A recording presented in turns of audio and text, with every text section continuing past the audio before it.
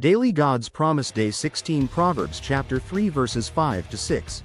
Trust in the Lord with all your heart, and lean not on your own understanding. In all your ways acknowledge him, and he shall direct your paths. Trust in the Lord with all your heart. This is not partial faith, it's total surrender. God isn't asking for part of your heart, but all of it. To trust means to put your full weight on something, to lean fully into who he is. Trust is built not on what we see, but on who he has proven to be. This kind of trust is relational, not just rational. And lean not on your own understanding. Our understanding is limited by time, emotion, fear, and experience. God invites us to trust him beyond the boundaries of what we can figure out. When we lean on our own understanding, we lean into anxiety. But when we lean on him, we stand in peace. Faith isn't the absence of thinking, it's the decision to trust when thinking reaches its limits. In all your ways acknowledge him, not just in church services or major decisions, but in all your ways. Acknowledge means to recognize, honor, and invite God into every space of life. This is a daily lifestyle of surrender, worship, and obedience. When God is honored in our ways, he becomes active in our direction. And he shall direct your paths. This is not a maybe, it's a shall.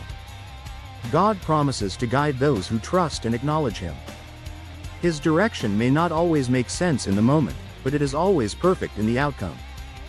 God doesn't just direct us generally, he makes our paths straight, clear, and purposeful. In Psalm chapter 32 verse 8, God says, "I will instruct you and teach you in the way you should go." In Isaiah chapter 30 verse 21, God promises, "Your ears shall hear a word behind you, saying, this is the way, walk in it." In Jeremiah chapter 10 verse 23, Jeremiah admits that it is not in man to direct his own steps. It must come from God. In John chapter 16 verse 13, Jesus says the Holy Spirit will guide us into all truth. In James chapter 1 verse 5, God promises to give wisdom generously to all who ask. In Romans chapter 8 verse 14, those led by the Spirit of God are called sons and daughters of God. This verse is for every person standing at a crossroads or in a place of uncertainty. It tells us that God doesn't just want your faith, he wants to guide your feet. For today's church, it's a call to trade anxiety for alignment.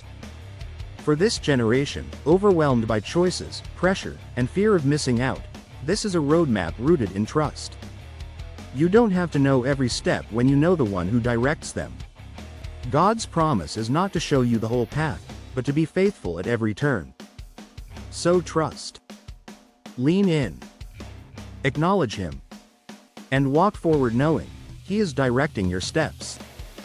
God bless you and give you grace after grace.